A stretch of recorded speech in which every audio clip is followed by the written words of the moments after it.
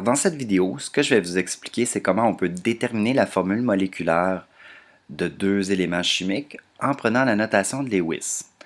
Alors, pour représenter un atome avec la notation de Lewis, ce qu'on fait, c'est qu'on va chercher notre élément chimique, soit l'oxygène, dans le tableau périodique, et on va aller voir le numéro de la famille chimique, soit le chiffre romain. Donc, chiffre romain 6, je dois mettre 6 petits points autour de mon symbole chimique.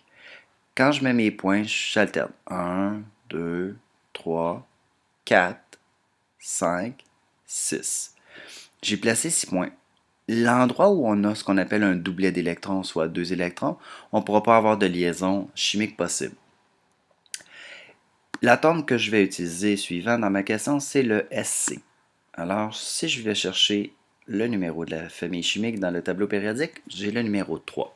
J'avais donc 3 points. Quand j'ai placé mes points, j'ai nécessairement placé mon premier point, lui, à côté du point sol de l'oxygène. Même chose pour celui d'en bas, à côté. Le point suivant, le troisième, j'aurais pu le mettre en haut. Le seul problème, c'est que j'aurais dû continuer ma formule chimique vers le haut et j'ai pas de place. Mais ça n'avait pas bien d'importance dans ce cas-ci. Maintenant, si je respecte la règle de l'octet qu'on a déjà vue, la règle de l'octet, on se rappelle que c'est avoir 8 électrons sur la dernière couche en gagnant ou en perdant des électrons.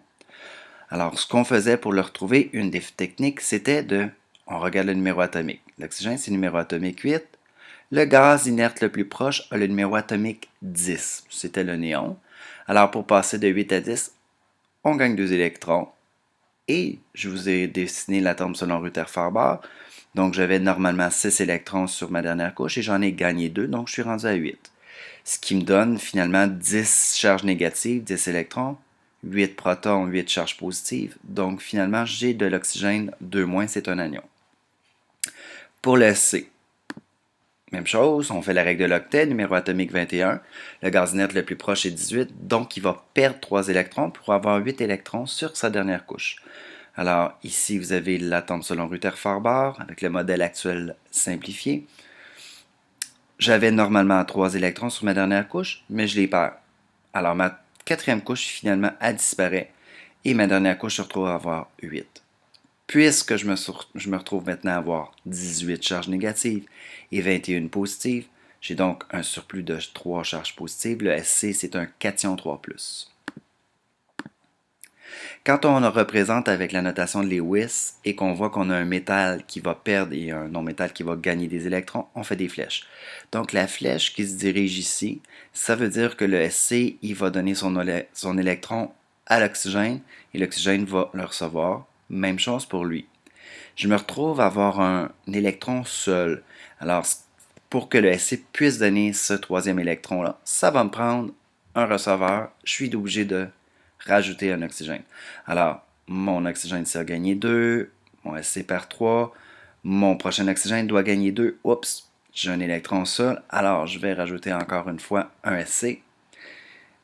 Même chose, j'ai un problème, j'ai celui-là, il manque une flèche, mais celui-là aussi doit être perdu. Alors j'alterne jusqu'à temps de ne plus avoir d'électrons seuls. On appelle ça des électrons appariés. Et voilà, je viens de voir que mon nombre d'électrons gagnés, donc si je regarde, j'en ai 2, 4, 6, va être égal au nombre d'électrons perdus, 6. Alors 6 gagnés, 6 perdus. On appelle ça une liaison ionique. Ça ici, le lien qu'on appelle un lien chimique, c'est un transfert d'électrons du métal au non-métal et c'est pour ça qu'on a mis des flèches. Ça me permet donc de prédire ma formule moléculaire, ma formule chimique. J'ai besoin de 2 atomes de scandium et de 3 atomes d'oxygène. J'ai prédit. On aurait pu le faire avec les charges aussi, ça fonctionnerait très bien.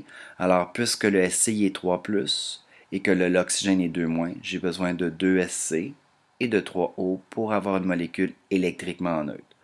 Ça serait par la méthode des charges. Maintenant, c'est un peu difficile au niveau visuel avoir tant de points. Alors, souvent, les chimistes ne représentent pas les points avec les Lewis, mais ils vont faire une formule qu'on appelle structurale. C'est la même chose que la notation de Lewis. La seule différence, c'est qu'on ne met plus les petits points et on ne met plus les flèches. Alors, les deux petites lignes entre O et C, c'est les deux flèches que j'avais ici. C'est une liaison double parce que j'en ai besoin de deux. Alors, même chose, liaison simple, liaison double. On va y aller avec un autre cas, le C et le S, avec la notation de Lewis.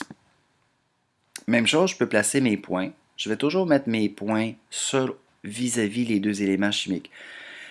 Bien que parfois le carbone est traité comme un semi-métal ou un métalloïde, nous on va le traiter dans le cours comme un non-métal. Alors j'ai deux non-métaux ensemble, puisque c'est des non-métaux, ils veulent gagner des électrons, donc je n'aurai pas à mettre de flèche, ça va être la seule petite différence. Alors ici, mes deux électrons vont être partagés en fait. Même chose pour ceux en bas, je me retrouve avec deux liaisons. Mon S n'a plus d'électrons non appariés. Tous les électrons sont ensemble, mais j'en ai deux seuls ici, donc je vais rajouter un autre S pour apparier tous mes électrons seuls, les électrons qu'on dit célibataires. Alors j'ai fait ma formule chimique, j'ai eu besoin de un C et de 2 S. Pourquoi j'ai un indice ici de 2? La règle, maintenant, pour savoir dans quel ordre on les met, on met toujours le moins électronégatif en premier. De façon assez générale, le moins électronégatif, généralement, il est plus à gauche dans le tableau périodique. Puisque cette fois-ci, ce n'est pas un métal et un non-métal, mais bien deux non-métaux, les électrons vont être partagés. Donc, c'est une liaison covalente. Co veut dire partage, valente pour dire les électrons de valence. Alors, si je fais ma règle de l'octet, regardez bien, 1, 2, parce qu'il était partagé, 3, 4, 5, 6, 7, 8.